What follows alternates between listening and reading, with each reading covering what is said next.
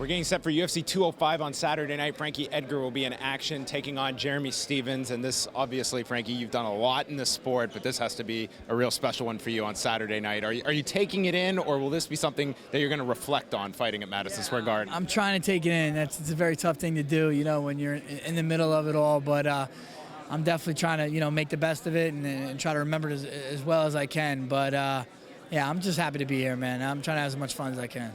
The last time we saw you fight, the next night was the big announcement of the sale. Do you sense any differences here this fight week coming back? Because this company has completely changed since the last time you fought. I really had just some few people are gone, but it feels the same to me, I'll be honest.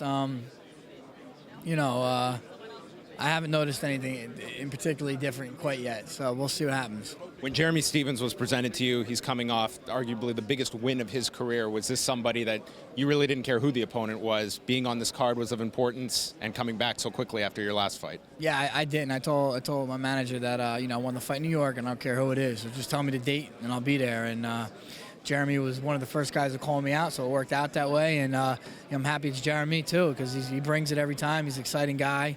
And I think it makes for a very good fight. I mean, your opponent, there he is getting out on Jimmy Kimmel, plugging you guys. So, Jeremy Stephens is just growing by the day, it appears. When you watched his performance against Renan Barão going into that fight, what was your expectation? Was it drastically different from the version of Jeremy Stephens you saw in that fight?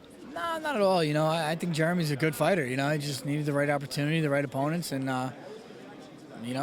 there's no easy fights in this game anymore, and Jeremy's gotten better as the time's gone on.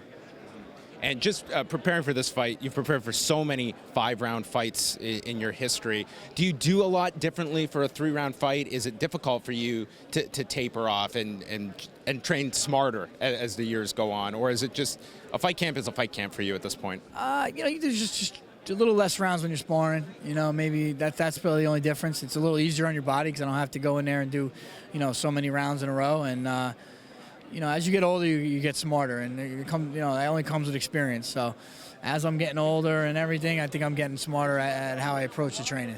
I think I know what your prediction will be, but what factor do you think is going to be the biggest significance in the main event involving Eddie Alvarez and Conor McGregor? What do you feel will be the intangible or something that we can narrow in on?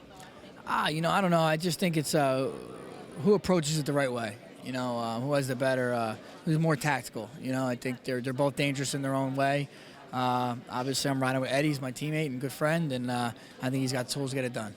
All right. We're looking forward to it very much. This is a great fight. Frankie Edgar, Jeremy Stephens, happening Saturday night at UFC 205.